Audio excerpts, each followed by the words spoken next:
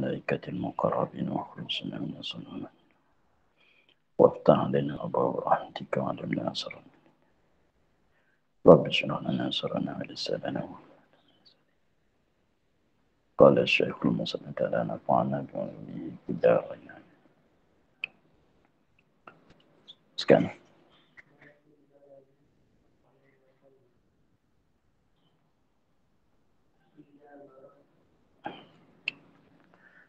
dan sabda Nabi sallallahu alaihi wasallam, "Idza marartum bi riyadil jannah farta'u." Qalu ya Rasulullah, wa ma riyadul jannah? Qala halaqul dzikri. Idza marartum bi riyadil jannati farta'u. Qalu ya Rasulullah, wa ma riyadul jannati? Qala halaqul dzikri. Apabila lalu kamu dengan kebun syurga,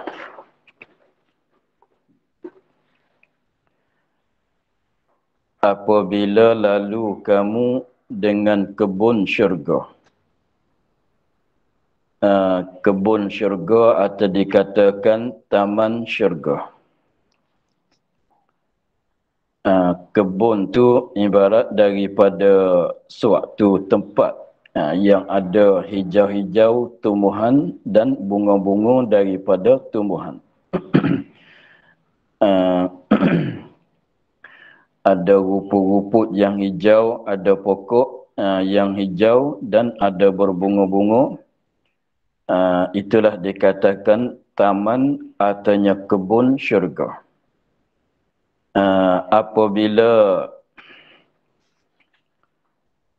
Apabila lalu kamu dengan kebun syurga, maksudnya apabila kita lalu kepada suatu tempat, kita lalu jalan, apabila kita lalu jalan, tiba-tibanya berjumpa dengan kebun syurga,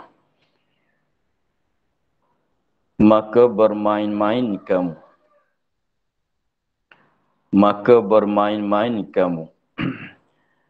Farta'u. Terjemah daripada farta'u. Maka bermain-main kamu. Maknanya bermain-main tu maknanya masuklah dalam kebun itu. Masuk dah dalam kebun itu, masuk makan, masuk minum, dan masuk meliharakan binatang peliharaan di situ. Sembah mereka itu, tanya mereka itu, sahabat, ya Rasulullah, wahai Rasulullah, apa kebun syurga? Apa yang dimaksudkan dengan kata kebun syurga atau taman syurga itu? Sebenarnya jawab Nabi.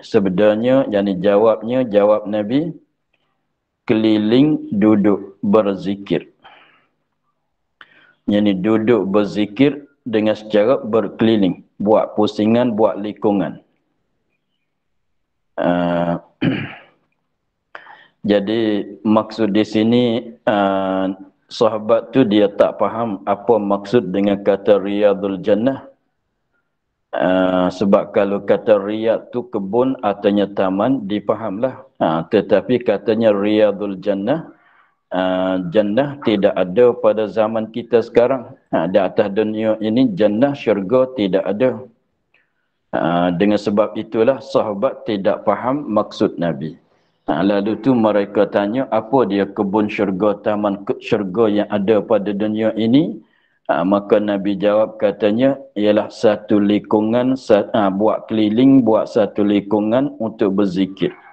Maka itulah dikatakan kebun syurga. Jadi maksudnya Nabi Muhammad sallallahu alaihi wasallam buat perbandingan akan halqah zikir dengan kebun syurga. Allah Ta'ala Nabi buat perbandingan akan halqah zikir. Halqah zikir itu diserupakan dengan kebun syurga. Apabila kita lalu kepada sesuatu tempat bertemu dengan ada jumpa, ada bertemu, ada kat jalan kita lalu tu ada halqah zikir, maka macam kita bertemu dengan berjumpa dengan apa dia, dengan taman syurga. Maka apabila ada taman tu, biasanya kalau ada taman kita masuk rehat di dalam taman itu. Sebab taman tu tempat yang segar mata hatinya. Sebab tempat yang segar mata kepalanya. Apabila kita masuk dalam kebun, dalam taman tu ada rumput yang hijau, ada pokok-pokok, ada berbunga-bunga. Maka di situ serenaklah kalau kita dapat masuk di dalam itu. Kalau nak bela binatang pun boleh bela kat sana. Kalau nak makan, nak minum, nak rehat pun dapat kesenangan di sana. Kalau nak makan buah pun boleh di sana. Maka halqah zikir pun kalau kita berjumpa, mana kita berjumpa tempat yang comel. Maka jangan meluputkan peluang itu. Maka mestilah kita tu masuk capur, duduk bersama dalam halqah zikir itu. Kemudian apa pula maksud dengan kata keliling duduk berzikir itu? Halqah zikir tu apa dia? Kata Atha, majlis zikir iaitu majlis halal dan haram. Jadi halqah zikir tu maknanya duduk dengan secara buat pusingan, buat likungan dan berzikir.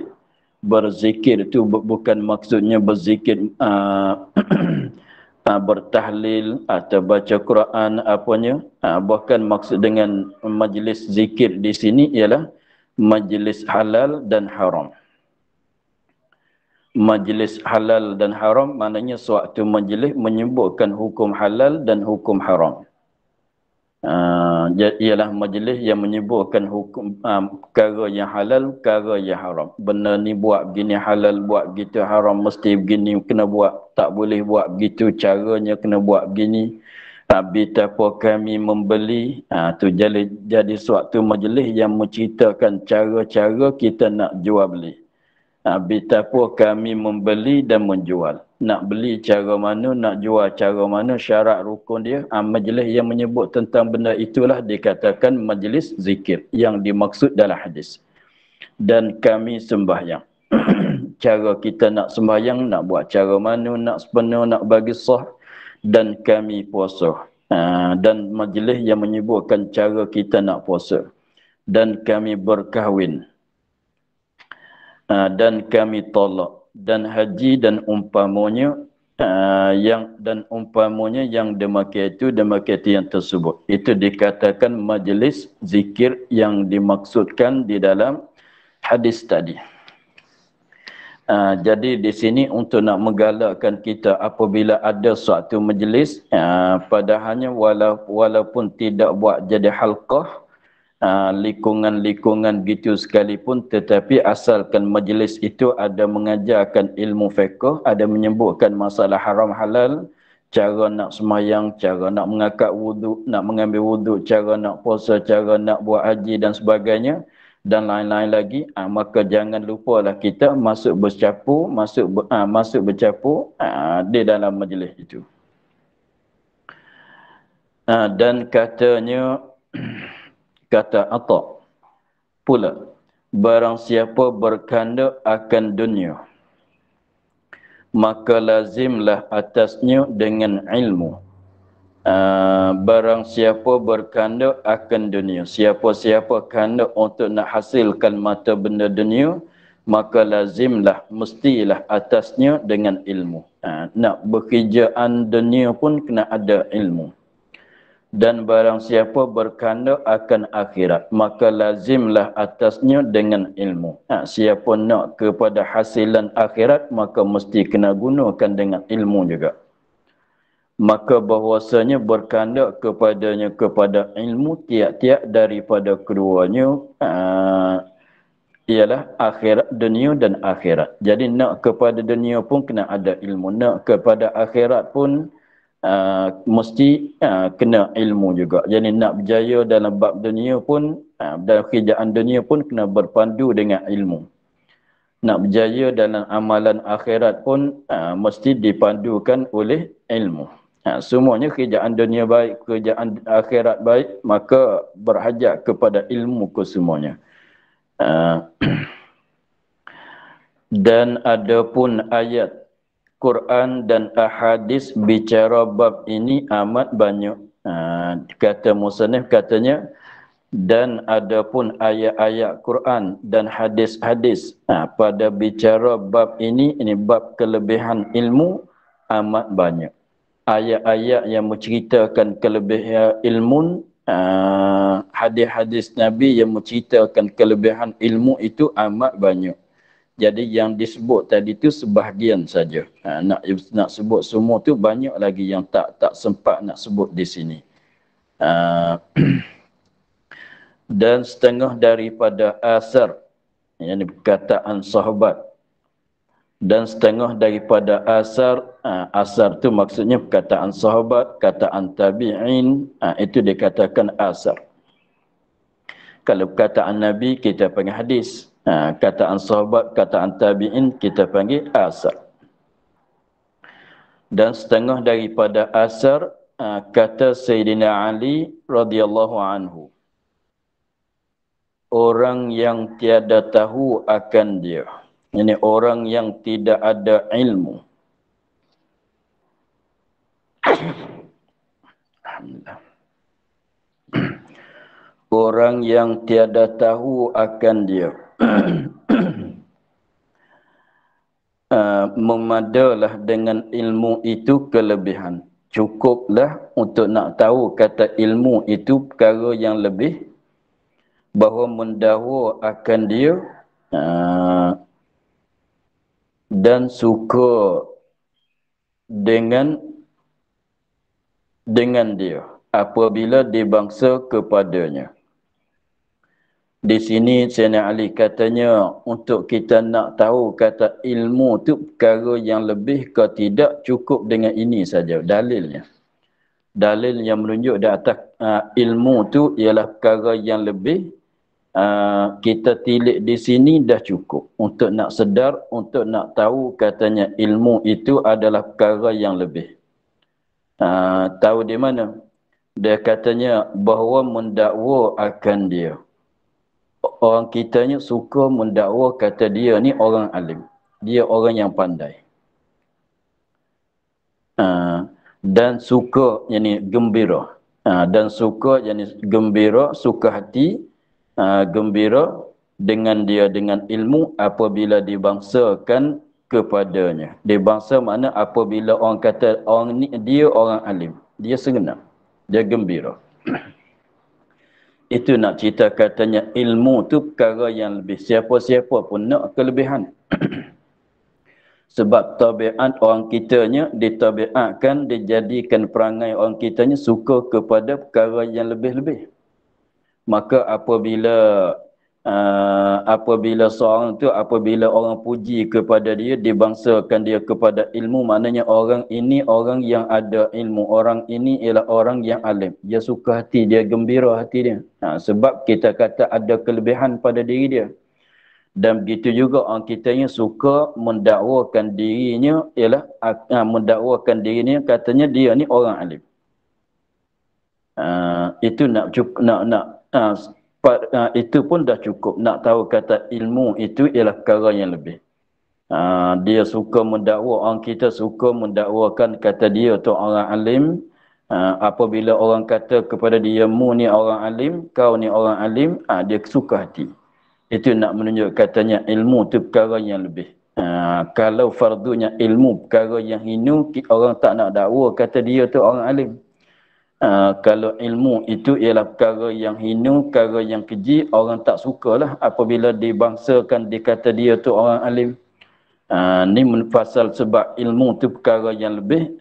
Kalau orang kitanya suka mendakwa kata dia mempunyai ilmu, apabila orang puji kata dia orang alim, dia gembira, dia suka hati. Tapi nak dakwa kata dia alim tu mengikut adabnya, janganlah. Ini nak cerita katanya tabiat orang kitanya begitu. Tapi jangan duk dakwa depan orang katanya kita orang alim. Jadi nak takabur pula. Tapi nak cerita kata wakilnya begitu. Dan memadalah jahil itu cela, benda kecelaan, benda yang hinu, bahawa melepaskan dirinya daripadanya oleh mereka yang ada ia jahil padanya pada seorang. Padanya pada mereka.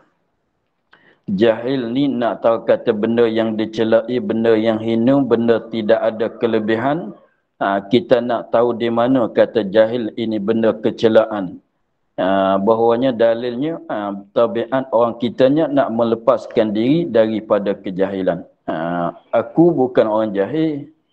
Dia banyak biasanya nak kata begitu. Nak melepaskan diri daripada kejahilan. Walaupun jahil itu ada kat diri dia sekalipun, tapi dia suka nak melepaskan daripada jahil. Aku bukan orang jahil. Aku pun tahu. Dia suka nak cakap gitu. Jadi itu nak beritahu katanya kenapa orang tak nak mengaku dirinya orang jahil. Sebab jahil itu adalah kecelaan. Itu Sayyidina Ali. Itu perkataan Sayyidina Ali. Dan lagi katanya, kata Sayyidina Ali, bermula ilmu itu terlebih baik daripada harta. Ilmu pengetahuan, ilmu syarak terlebih baik daripada harta, daripada harta benda lah. Nak banding ilmu dengan harta, mana baik? Dia katanya bermula ilmu itu terlebih baik daripada harta. Kenapa? Bermula ilmu mengawali akan dikau dan engkau mengawali akan harta. Satu sebabnya, kalau kita mempunyai ilmu, ilmu itulah yang mengawali akan kita. Tetapi kalau kita ada harta, bukan harta yang mengawalkan kita, bahkan kita pula kena mengawalkan dia. Dan harta jadi kurang dengan dinafkahkan, diinfakkan, dibelanjakan. Harta kalau kita belanja, kalau kita nafkah, kalau kita guna dia, kita infak dengan dia, kita belanja dengan dia, dia jadi kurang. Dan ilmu bertambah dengan dinafkah. Ilmu dia tak jadi kurang, dia semakin bertambah, semakin belanja, semakin bertambah. Sebab tu orang apabila dia belanja, dia mengajar, ilmu dia akan bertambah dengan sebab dia mengajar. Nafkah dengan ilmu tu maknanya bagi kepada yang lain. Bagi kepada yang lain tu maknanya kita mengajar kepada yang lain. Maka itu jadi bertambah ilmu. Itu jadi sebalik. Harta kalau kita belanja, dia jadi kurang. Ilmu kalau kita belanja, dia akan jadi bertambah. Maka itu cukuplah untuk nak tahu katanya yang mana lebih. Itu perkataan Sayyidina Ali radhiyallahu anhu.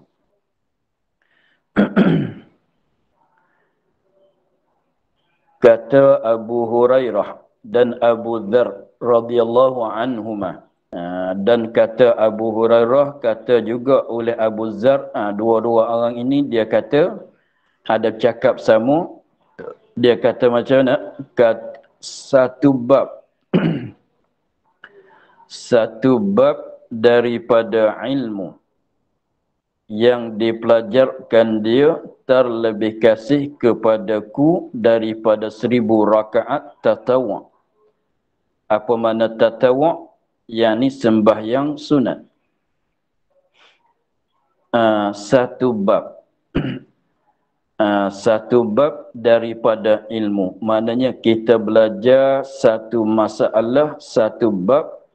Seperti kita belajar bab solat masalan, kita belajar bab puasa masalan, kita belajar bab bab wudu masalan, kita belajar bab menyucikan daripada najis. Kita guna masa untuk mempelajari satu bab daripada ilmu. Kita guna suatu masa untuk nak belajarkan bab tayamum masalan. Kita gunakan suatu masa untuk belajarkan bab wudu, mengambil wudu masalah. Kita gunakan suatu masa kita belajarkan bab perkara yang membatalkan wudu masalah. Ha.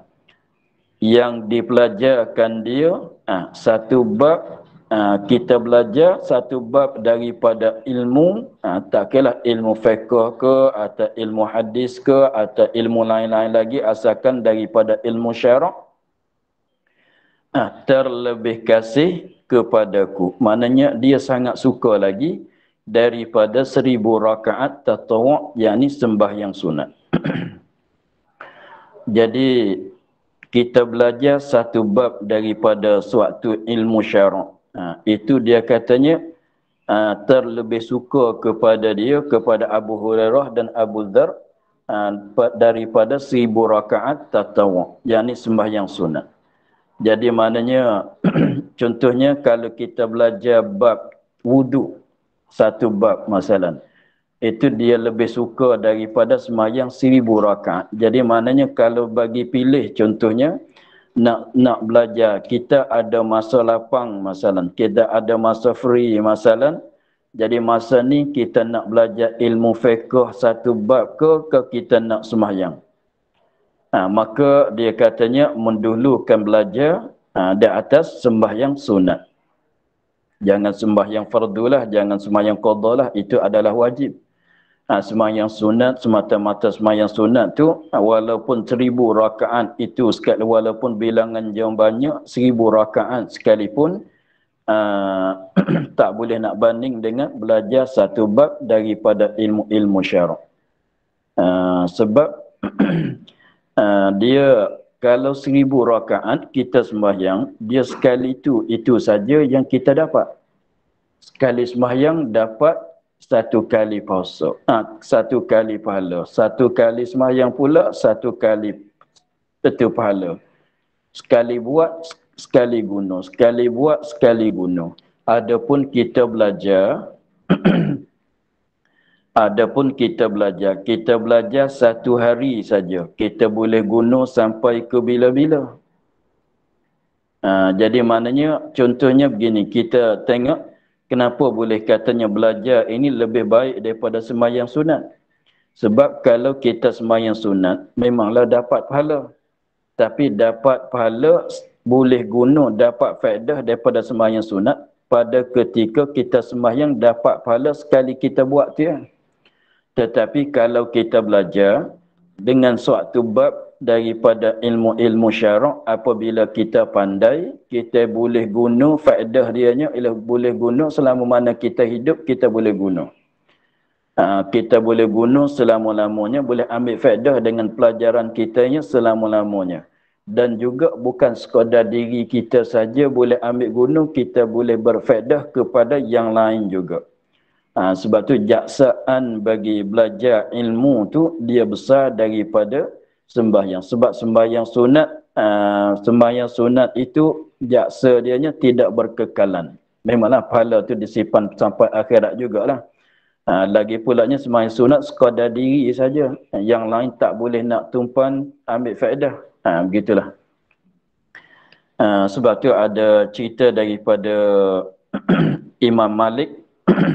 Imam Malik, tuan mazhab Maliki, dia ada dalam satu majlis mengajar dia, tiba-tibanya ada azan, tiba-tibanya masuk waktu solat, ada azan kat masjid. Apabila ada dengar suara azan kat masjid tu, salah satu daripada orang yang belajar dalam majlis, orang yang ada dalam majlis belajaran dianya, selepas pada azan, orang itu tinggal daripada belajar, tinggal daripada majlis ilmu, bangun berdiri nak sembahyang sunat 2 rakaat sebagai sunat qabliyah. Maka Imam Malik kata, kau nak buat apa tu?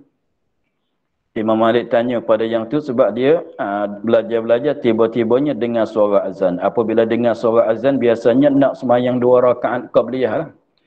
Maka dia pun keluar daripada majlis ilmu, majlis pengajian dia, keluar untuk nak sembahyang 2 rakaat. Maka Imam Malik tanya, kau nak buat apa? Dia kata, orang sudah azan, saya nak sembahyang sunat qabliyah lah. Maka Imam Malik katanya jangan buat gitu sebab yang belum yang kamu yang telah buat ini lebih banyak, lebih baik daripada itu banyak. Mana duduk dalam majlis ilmu ini lebih baik daripada semayang 2 rakaat yang kamu nak semayang itu. Maka lelaki itu kembali masuk dalam majlis pengajian balik. Itulah nak menunjuk katanya apa dia? Majlis ilmu itu lebih daripada kita belajarkan suatu bab itu lebih baik daripada 1000 sembahyang sunat. Kata Umar radhiyallahu anhu, kata Sayyidina Umar pula, senyap mati 1000 orang abidin berdiri malam, puasa siang hari. Senyap yakni sesungguhnya mati 1000 orang. Berlaku mati 1000 orang yang abidin, orang yang buat ibadat. Orang abidin, orang yang banyak buat amal ibadat, berdiri malam, yakni qiyamul lail. Malam dia tak kurang tidur, dia sembahyang sunat, dia buat amal ibadat. Dan siang pula dia puasa. Puasa siang. Jadi 1000 orang abidin yang sifat dia yang sifat dia begitu. Malam dia qiyamul lail untuk buat amal ibadat. Siang hari dia puasa. Walaupun 1000 mati orang yang begitu sekalipun, terlebih mudah. Ini terlebih senang. Terlebih mudah, terlebih ringan daripada mati satu orang alim. Jadi mati 1000 orang abid pun tak benda tu tak jadi berat sangat terhadap masyarakat kita. Tak boleh nak banding dengan mati seorang alim. Dengan sebab mati seorang alim, ya kita nak boleh tumpan buat amal ibadat, kita menupani kepada orang alim. Apabila mati orang alim, kita tidak ada tumpanan bagi kita. Tak sama dengan apa dia? Tak sama dengan mati orang abid, sebab dia ibadat dia cara dia. Yang lain tak boleh nak tumpan tuah dia. Kalau mati dia 1000 orang sekalipun tak berkesan sangat dalam masyarakat kita. Tetapi kalau mati seorang yang alim, maka berkesan sangat dalam masyarakat kita. Nak tumpan siapa lagi? Itulah. Sebab tu jadi maknanya kalau mati seorang yang alim tu perkara yang besar. Walau tak boleh nak banding dengan 1000 orang abid yang mati. Kata Sufyan ibn Uyainah, setengah daripada tabi'in, Sufyan ibn Uyainah, tiada diberi akan seorang kemudian daripada nubuwah afdal daripada ilmu dan fiqh pada agama. Ini daripada masalahnya peringkat yang dibagi oleh Allah Ta'ala kepada manusia, peringkat yang tertingginya ialah peringkat jadi Nabi. Peringkat yang dibagi oleh Allah Ta'ala kepada manusia, yang tertingginya ialah peringkat jadi Nabi, jadi Rasul. Peringkat jadi Nabi. Dan peringkat jadi Rasul lebih tinggi daripada peringkat jadi Nabi biasa lagi. Maka peringkat jadi Nabi itu, nak jadi Nabi itu adalah perkara yang tak boleh nak diusahakan. Bahkan semata-mata latihan daripada Allah Subhanahu Wa Taala, pilihan daripada Allah Subhanahu Wa Taala. Allah Taala nak latih siapa dia jadi Nabi, jadilah. Kita orang biasa ni nak usaha untuk nak dapat peringkat kenabian, tak boleh. Tetapi peringkat yang rendah sikit daripada Nabi itu boleh kita nak usaha. Jadi peringkat yang lebih bawah daripada peringkat jadi Nabi, lebih tinggi daripada yang lain, hanya dia tu ke bawah daripada nubuwah saja, tinggi daripada yang lain. Katanya tiada diberi akan seorang mukmin kemudian daripada nubuwah, ini kemudian daripada peringkat nubuwah tu afdal, yang paling lebih daripada ilmu dan fiqh dan faham pada agama, tidak ada. Jadi maknanya kita manusia biasa ini, kita nak dapat peringkat, untuk nak dapat peringkat nubuwah memanglah tidak ada jalan semata-mata dah. Tetapi kita nak dapat peringkat yang tinggi yang dibagi oleh Allah Ta'ala, boleh kita nak usaha. Ialah peringkatnya ialah dapat ilmu dan dapat faham pada agama. Benda ini benda dalam kekuasaan kita. Benda ini benda yang di dalam kekuasaan kita. Apabila kita benda ini benda yang di dalam kekuasaan kita, benda ini benda yang kita boleh usaha untuk nak mencapaikan dia, untuk nak dapatkan dia. Jadi kita dah tak boleh nak dapat jadi Nabi, nak dapat peringkat jadi Nabi itu memang tak ada jalan semata-mata, sebab itu pemberian pilihan daripada Allah. Tetapi nak dapat peringkat yang rendah sikit daripada nubuwah tu boleh. Apa dia? Usaha untuk nak dapat ilmu dan untuk faham pada kerjaan agama. Itu peringkat yang tinggi, sehingga kata tinggi dia tu bawah sikit daripada peringkat jadi Nabi. Itu kata Sufyan ibn Uyainah. Dan kata Abu Muslim Al-Khawlaniyu. Dan kata Abu Muslim Al-Khawlani, upama ulamu pada bumi. Upama itu yakni perbandingan orang-orang alim pada muka bumi. Orang alim yang ada pada muka bumi dibandingkan apa dia? Umpama bintang di langit. Nak bandingnya ialah bintang di langit.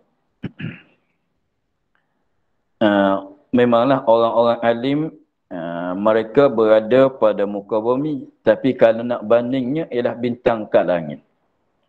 Sebab orang zaman dulunya ialah orang zaman dulu dia nak berjalan malam tu, nak pergi ke mana-mana waktu malam, dia berjalan, dia tahu ke jihad mana, ke arah mana dia nak pergi, sebab dia tengok bintang. Dia biasanya tengok bintang lah. Kenapa tak tengok bulan? Sebab biasanya bulan tu bukan ada sepanjang malam. Sebab bulan tu bukan ada sepanjang malam. Sebab bulan tu dia bulan purnama saja yang biasanya penuh malam. Adapun lain daripada tu, awal-awal bulan, ujung-ujung bulan tidak ada penuh malam. Jadi maknanya apabila biasanya orang Arab pada zaman dulunya, dia waktu siang tu ia tak berjalan sebab panas. Waktu siang dia bersinggah kat bawah pokok-pokok, artinya kat teduh-teduh di bawah bukit masalah. Apabila waktu siang dia mulai berjalan. Maka nak berjalan tu, nak tahu arah mana yang nak pergi, dia pedoman dengan bintang-bintang. Sebab itulah Nabi kata ashabi kan nujum, sahabat aku seperti bintang. Jadi maknanya kita nak berjalan tu, kalau tidak ada bintang tak boleh nak berjalan malam, sebab tak tahu kepada arah mana yang kita nak menghadap pergi, yang kita nak menuju tu tak tahu. Maka nak berjalan malam tu kita pedoman dengan bintang-bintang. Jadi maknanya perbandingan ulama-ulama yang ada pada muka bumi itu dibandingkan seperti bintang yang nyata, yang zahir pada langit. Apabila keluar nyata, maka manusia dapat penunjuk mereka itu dengan bintang, dengan ulama. Bintang, kalau nak bandingnya bintang, tengok bintang. Apabila bintang tu zahir nyata, boleh tengok bintang kat langit, kita boleh berjalan ke mana-mana nak pergi. Sebab tahu kepada mana utara, mana selatan, mana pihak mana kita boleh tahu. Begitu juga kalau kat tanah air kita ada ulama, maka macam ada bintang kat langit lah. Jadi maknanya manusia boleh dapat penunjuk daripada ulama, sebagaimana manusia boleh dapat penunjuk daripada bintang. Boleh tahu jalan, nak pergi ke sana ke sini, boleh pergi walaupun waktu gelap malam sekalipun, boleh pedoman dengan bintang.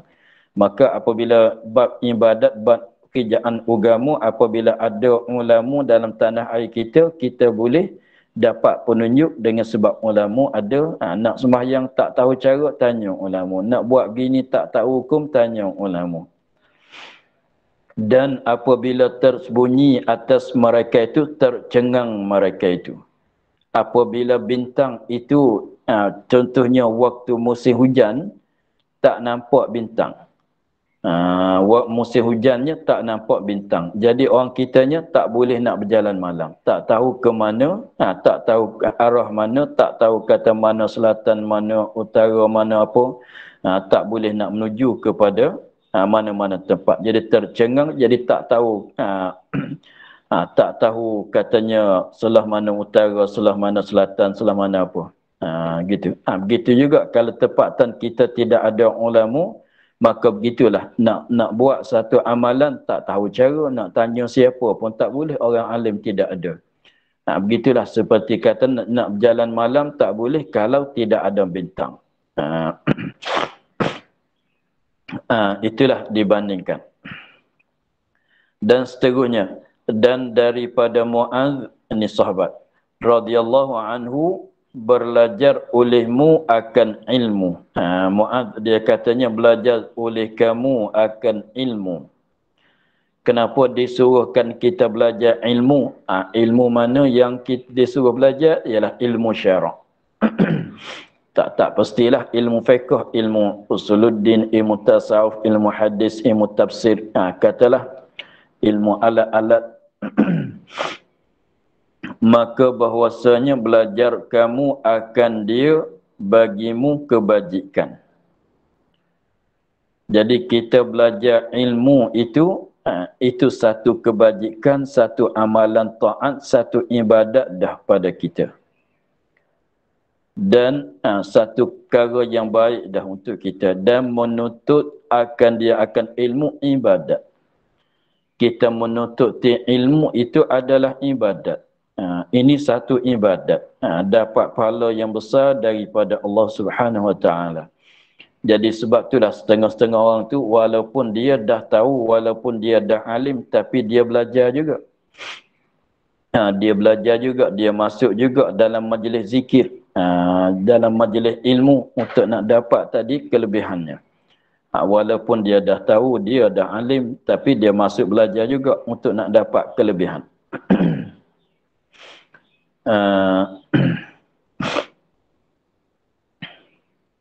Dan mudzakarah ilmu itu tasbih. Mudzakarah ilmu itu ialah tasbih. Pahalanya semacam pahala kita bertasbih. Muzakarah itu ialah mengingat. Kita buat satu majlis, kita tolong mengingat antara satu sama lain. Kita buka kitab masalan, kita buat satu halqah, kita buka kitab, kita buat muzakarah, kita pakat-pakat tolong mengingat, beri peringatan pada ilmu yang kita telah belajar. Itu ialah tasbih. Dan bertanya daripadanya jihad perang sabilillah. Kalau kita tak faham pada suatu masalah, maka kita tanya akan orang yang pandai, orang yang alim. Itu pada maknanya dapat pahala dia seperti pahala jihad fi sabilillah dah. Dan mengajar akan dia akan ilmu akan orang yang tiada mengetahui, itu sedekah.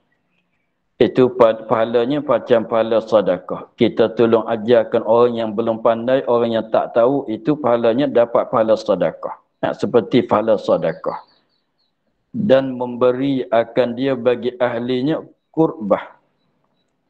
Kita berikan ilmu bagi ahlinya, ahli ilmu. Orang tu dah alim tapi kita bagi ilmu juga kepada dia. Maka itu satu jenis qurbah yang mendampingkan diri kepada Allah. Kita nak mendekati diri kepada Allah Subhanahu Wa Taala. Jadi pendek katanya, mana-mana perbuatan di dalam medan ilmu ini semuanya pahalanya, kebajikannya, pahalanya ialah besar-besar kesemuanya. Sebab dalam medan belajar ilmu ni, medan ilmu ni ya ada banyak. Setengah tu mengajar, setengah tu belajar, setengah tu mutalaah, setengah itu muzakarah, setengah itu menghafazkan mata-mata pelajaran. Banyak perbuatan, setengahnya menulis, setengahnya mudhabitkan kitab, setengahnya mengarangkan kitab. Semuanya dalam medan ilmu kesemuanya.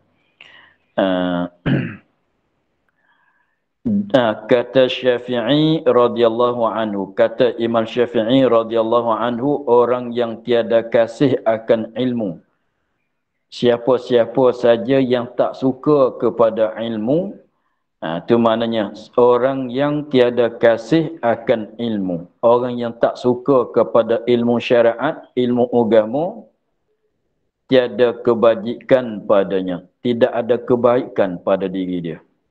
Nak cari tempat baik tidak ada. Nak cari benda yang baik pada diri dia tu tidak ada. Kalau dia tak suka kepada ilmu. Jadi maksudnya orang baik itu ialah siapa? Orang yang suka pada ilmu. Orang cinta kepada ilmu. Maka jangan ada antara kamu dan antaranya berkenalan. Jadi tak payah kita kenal lah dengan dia. Tak payahlah kita nak kenal dia, nak bagi dia kenal kita, kita nak kenal dia. Dengan orang itu orang mana? Orang yang tak cinta kepada ilmu, orang yang tak suka kepada ilmu. Tak payah kita berkawan lah dengan dia. Tak payah kita mengenal lah dengan dia. Dan jangan kasih-kasihan dan jangan ada sifat kasih sayang antara kita dengan dia. Sekiranya kalau dia tidak ada tak suka kepada ilmu, sebab dia orang yang tidak ada kebaikan, kita nak berkawan dengan siapa? Berkawan dengan orang baik. Kita nak mengenal dengan siapa? Dengan orang yang baik. Kita nak berkasih sayang, nak rapat tu dengan siapa? Dengan orang yang ada baik. Maka orang yang tak suka pada ilmu bukan orang baik. Maka tak payah kita mengenal, tak payah kita berkawan dengan dia. Sebab tidak ada faedah kita berkawan dengan dia. Kita nak berkawan ni adanya faedah, boleh tolong-menolong ke masalah pada jalanan Allah. Begitu. Maka bahwasanya ilmu itu menghidupkan segala hati dan pelita mata hati. Dia menghidupkan mata hati dan lampu yang menyuluhkan mata hati, yang mencerahkan mata hati. Kenapa? Sebab itulah sebab ni soalan yang tanya, kenapa katanya tidak ada kebaikan bagi orang yang tak suka pada ilmu? Sebab ilmu ni, kalau kita ada ilmu tu menghidupkan jiwa kita. Menghidupkan hati kita, menghidupkan jiwa kita, dan ilmu itu ialah lampu, pelita lampu yang menyuluhkan, yang mencahayakan hati kita. Sebab tu kalau tak suka ilmu, maknanya apa dia?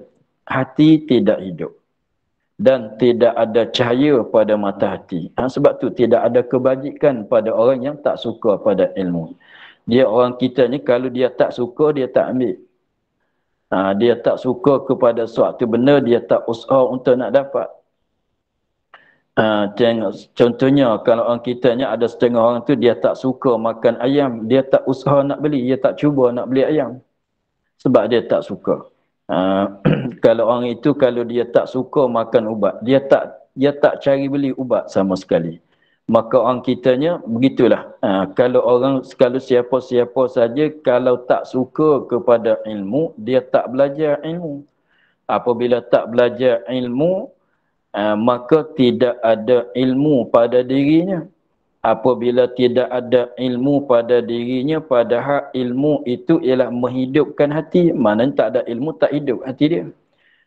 Kalau ada ilmu itu mencerahkan mata hati dia. Mana kalau tak ada ilmu, gelaplah mata hatinya. Sebab itulah katanya orang yang tak suka pada ilmu, orang yang tidak ada kebaikan. Jangan kita berkawan dengan dia.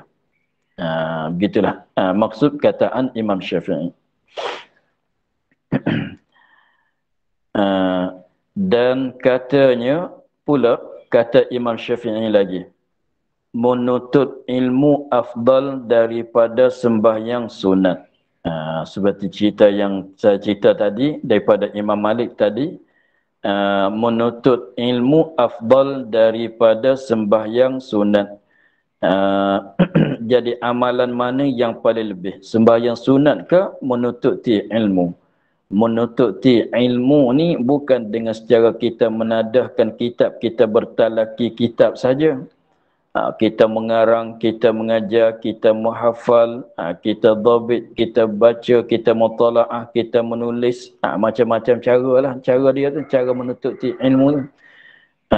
Maka menuntut ilmu afdal daripada sembahyang sunat. Sembahyang sunat pun ibadat, menuntut ilmu syarak pun ibadat. Tetapi dua-dua jenis ibadat ini mana lebih? Lebih tu afdal tu mana dapat pahala banyak. Banyak pahala. Jadi dapat pahala banyak, mana yang paling untung, mana yang dapat pahala banyak daripada dua ibadat ini? Jawabnya menuntut ilmu lah. Jadi contohnya masa 1 jam masalah. Masa 1 jam kita sembahyang sunat dan masa 1 jam kita belajar. Nak tanyanya dapat pahala mana banyak? Maka tentu sama sekali dapat pahala 1 jam. Pahala yang kita belajar 1 jam tu pahala lebih banyak daripada 1 jam kita solat sunat. Dan ibadat-ibadat yang sunat yang lain-lain lagi daripada menuntut ilmu. Sebab itulah Imam Malik kata tadi tu, dia duduk dalam majlis ilmu, duduk belajar, duduk dengar Imam Malik menghuraikan masalah. Tiba-tiba orang azan, dia keluar daripada majlis ilmu pergi sembahyang sunat. Maka Imam Malik katanya, jangan kau buat begitu sebab kau duduk dalam majlis ilmu, inilah lebih afdal daripada engkau yang benda yang engkau nak buat itu. Apa dia? Sembahyang sunat tadi. Begitu. Jadi maknanya apabila bertemu dua perbuatan, nak belajar ke nak sembahyang sunat, kita nak guna, contohnya kita ada masa free, ada masa lapang masalah, kita nak belajar ilmu ke, nak buat perbuatan tutup ilmu ke, nak sembahyang sunat, dan berzikir dan lain-lain lagi lah, tasbih apa dia semuanya, amalan-amalan sunat tu, maka kita nak buat apa benda? Dalam 1 jam itu yang masa kita ada masa lapang itu, kita nak buat apa? Maka nak ambil pahala yang banyaknya ialah menuntut ilmu. Begitulah. Dan katanya, kemudian daripada fardu sembahyang afdal daripada menuntut ilmu.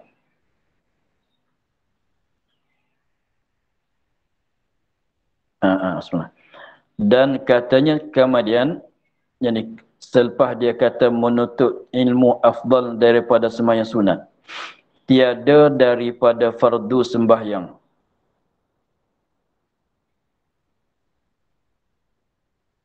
Tak. Kena ubah. Tiada kemudian daripada sembahyang fardu. Ubah kita.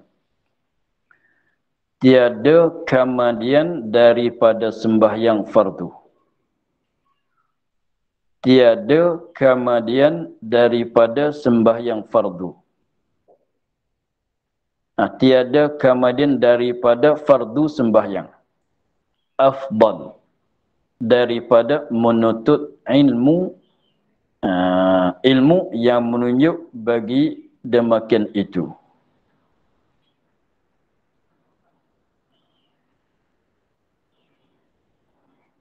Salah baca. Afdal daripada menuntut ilmu. Sekat tu. Kita wakaf di situ. Afdal daripada menuntut ilmu. Kita wakaf di situ. Katanya, kata Imam Syafi'i, tiada kemudian daripada fardu sembahyang. Afdal, jenis sesuatu perkara yang lebih afdal daripada menuntut ilmu, tidak ada. Jadi maknanya selepas pada sembahyang fardu, selain maknanya yang bawah sedikit daripada peringkat sembahyang fardu, peringkat benda wajib, seperti fardu sembahyang, tidak ada malaikat ialah menuntut ilmu itulah. Jadi menuntut ilmu dengan sembahyang fardu, memanglah sembahyang fardu terlebih sebab dia tu fardu kan. Sebab dia tu fardu, tetapi nak bandingkan dengan yang lain daripada sembahyang fardu, maka tak ada lah benda yang paling lebih malaikat menuntut ilmu. Janganlah buat bandingkan sembahyang janganlah kita buat bandingkan dengan menuntut ilmu dengan sembahyang fardu. Memanglah lebih sembahyang fardu semata dah. Tetapi selain daripada sembahyang fardu, tidak ada amalan yang paling afdal daripada amalan menuntut ilmu. Maka di sini kalau orang tanya, Kemudian puasa wajib Ramadan, zakat haji, mana lebih dengan menuntut ilmu. Mana lebih daripada menuntut ilmu. Kita jawabnya begini. Masalah kenapa dia buat katanya tidak ada selepas pada sembahyang fardu tu amalan yang paling lebih daripada kerjaan menuntut ilmu. Kenapa Imam Syafi'i kata dia sebabnya cuba kita tilik ibadat yang lain, puasa bulan Ramadan. Dalam masa puasa kita boleh belajar, dia tidak berlawan dua itu. Zakat tu bukan kita buat setiap hari. Keluarkan zakat bukan kita buat setiap hari. Bukan kalau kata zakat fitrah setahun sekali, berapa minitnya kita keluar zakat. Jadi tak mengganggukan masa.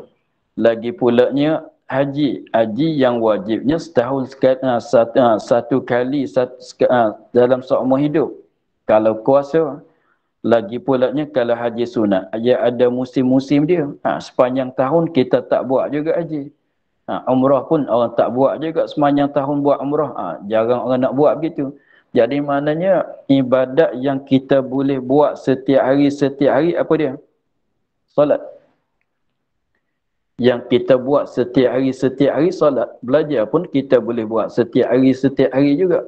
Jadi maknanya belajar dia tak berlawan ni dengan puasa. Belajar dia tak berhubung masa dengan zakat. Belajar dia tak berhubung masa pada ghalibnya dengan haji. Sebab haji itu bukan selalu kita buat. Lama-lama sekali saja. Setengah orang tu setahun sekali saja pergi umrah. Bukan setiap minggunya. Jadi maknanya amalan yang boleh kita buat setiap hari ni. Apa dia? Sembahyang fardu memanglah kena buat setiap hari, dan sembahyang sunat pun boleh buat setiap hari, setiap masa juga. Dan apa dia lagi? Jenis-jenis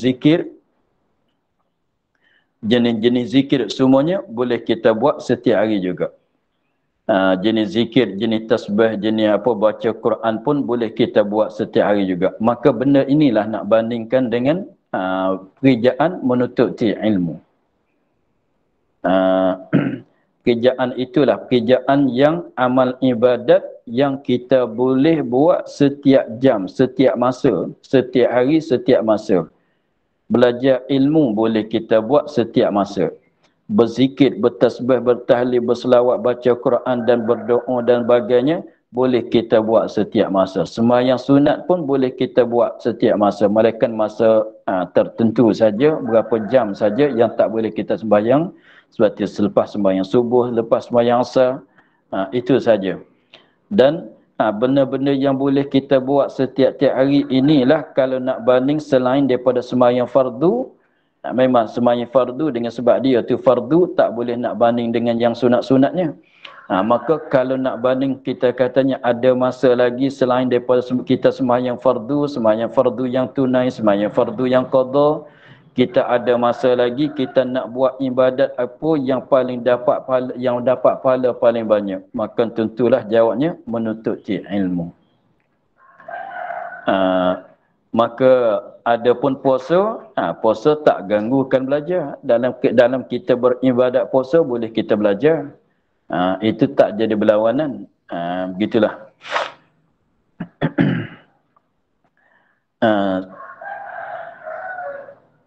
Ulang balik.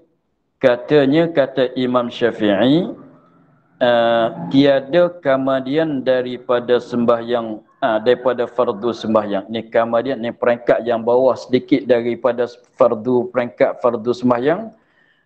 Tidak ada benda yang lebih afdal daripada perbuatan ibadat menuntut ilmu.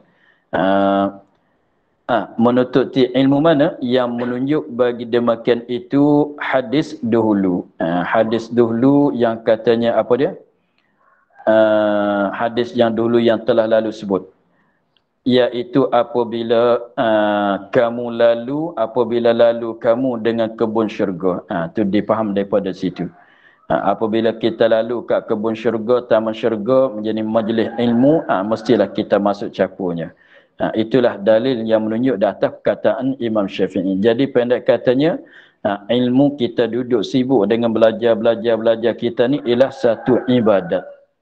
Sebab tu salah orang cakap belajar semata-mata kau setiap hari depan kitab ya. Sembahyang sunat tak, zikir, tahlil pun tak, selawat pun tak, depan kitab saja. Apa faedah? Kenapa kau tak suka sembahyang? Kita jawab katanya kita setiap masanya kita nak mengisikan masa kita dengan ibadat. Kita nak mengisikan masa kita dengan ibadat. Maka ibadat yang paling lebih ialah menuntut ilmu. Kita menuntut ilmu ialah kita beribadat dengan ibadat yang paling lebih. Tak payah kata kau belajar saja, suka menghadap kitab semata. Sembahyang sunat tak suka. Memanglah kita suka yang afdal. Kita nak buat yang paling afdal. Kalau ada masa lagi, kita sembahyang sunat lagi pula.